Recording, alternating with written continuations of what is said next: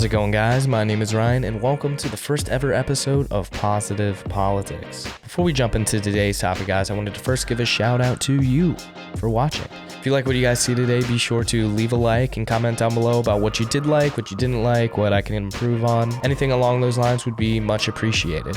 And if you feel so inclined, go ahead and subscribe as well.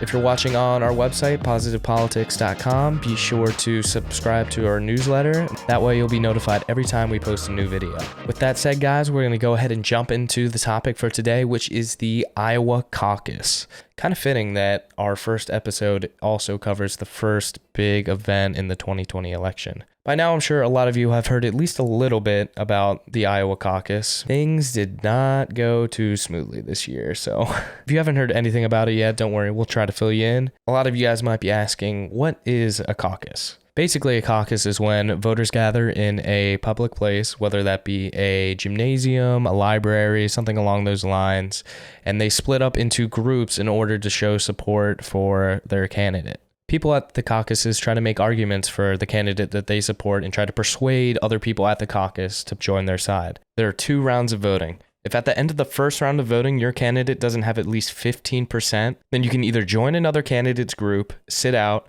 or try to convince people to join your group. Once all candidates have at least 15% of the votes, delegates are assigned. But this year, a couple changes were made to the system, which basically caused it to collapse.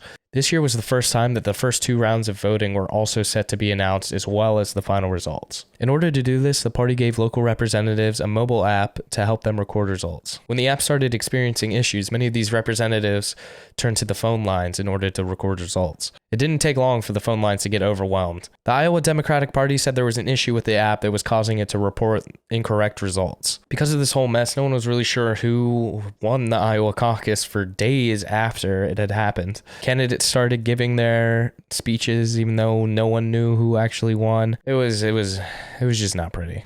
But now that the results are finally in, who won?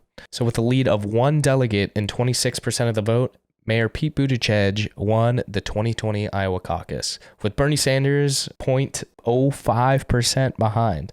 So not a lot of breathing room there.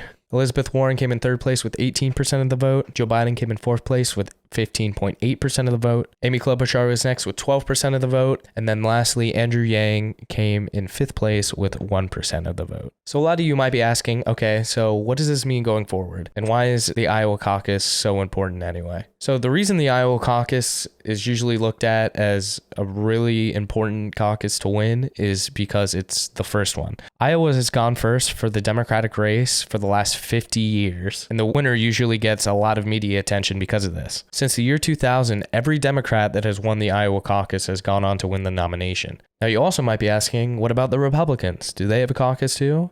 And the answer to that is yes. The Republican caucus actually happens at the same time, but Donald Trump actually got 97.1% of the vote. That's to be expected when you're an incumbent, but figured I'd let you guys know anyway.